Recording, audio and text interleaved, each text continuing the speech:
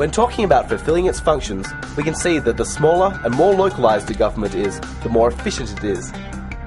We can also see that smaller governments are more representative as well.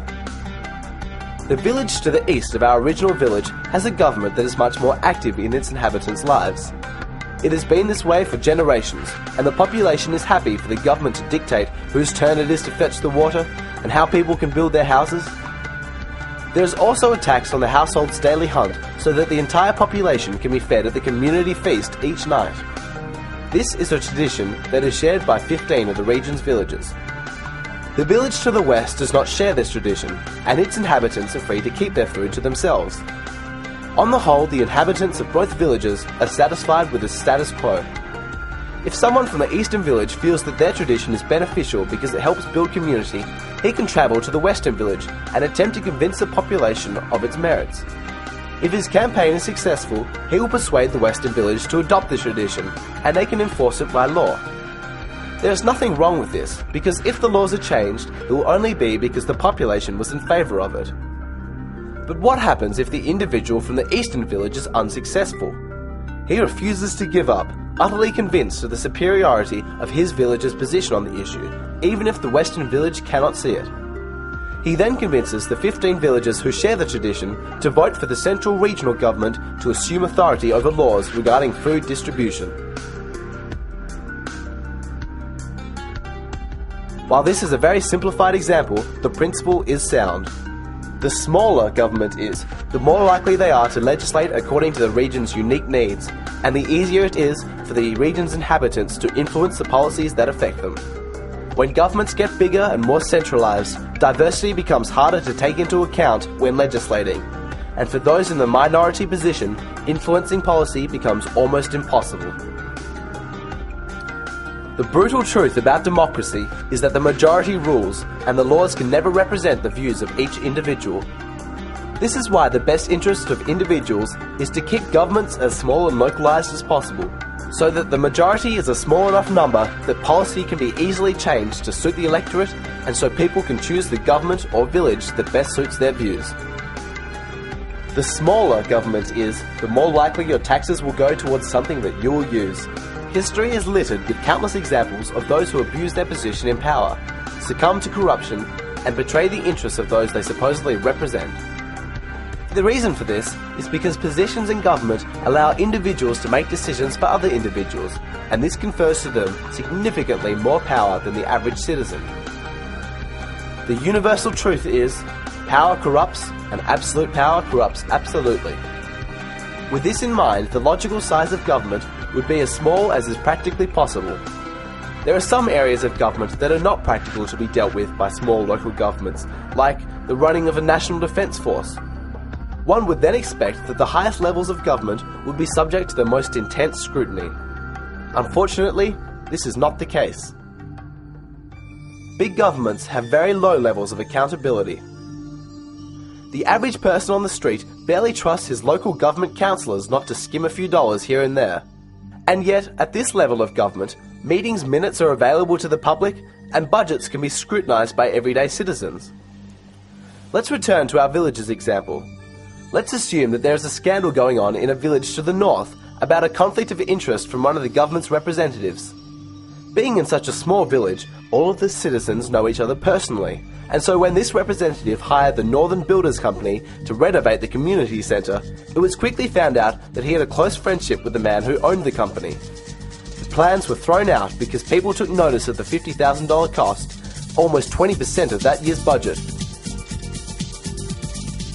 There's a similar scandal going on in the central regional government, and yet this one goes unnoticed. The minister in charge of the armed forces tells Parliament that, because of growing threats from neighbouring nations, they must purchase new state-of-the-art body armour for their troops. This threat cannot be confirmed because the minister's meetings are classified for reasons of national security. The total cost of this new equipment is over $100,000, only 1% of that year's budget. Nobody takes notice, and the close ties the minister has to the weapons manufacturer goes unscrutinised.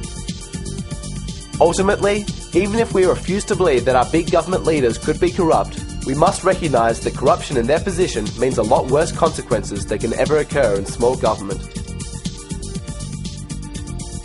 One of the saddest recurring stories of the last century has been the countless failed revolutions.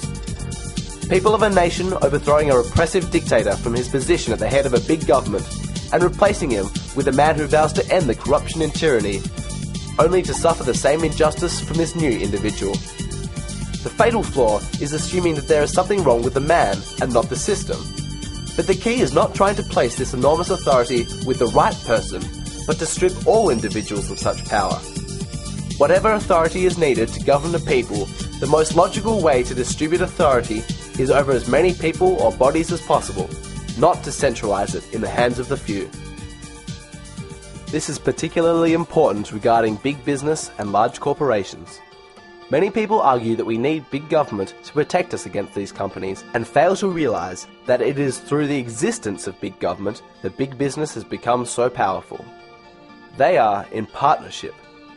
Corporations spend millions each year lobbying individuals in big government successfully for subsidies, tariffs against cheap imports, and regulations preventing competition from threatening their monopoly status.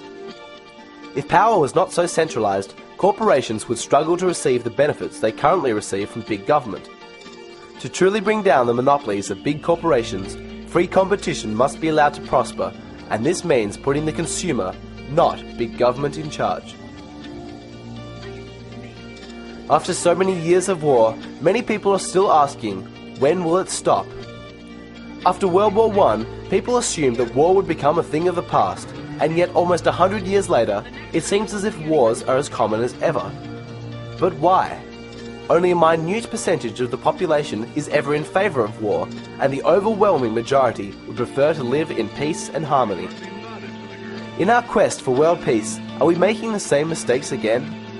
Incredibly, people are happily supporting moves towards bigger and bigger government, under the assumption that this will prevent wars. The goal is to unite the world under organisations like the European Union and the United Nations, so there is less opportunity for people to go to wars over disagreements. But people do not start wars. Governments do. Before the Gulf War or the Vietnam War, people weren't sitting around discussing whether they should try and convince their government of the danger Ho Chi Minh posed. They knew nothing about the Viet Cong's military, what weapons it possessed, or how North Vietnam threatened their lives personally. I'm not suggesting that the war did not have any support from the people, but we must recognise that it was governments who disagreed with each other and then convinced the population to support a war. We all want peace. If we are to achieve this in our lifetime, there are two options. The first is the current path that we are treading, that is, transferring authority over as many people as possible to one body so that there is no existing opposition.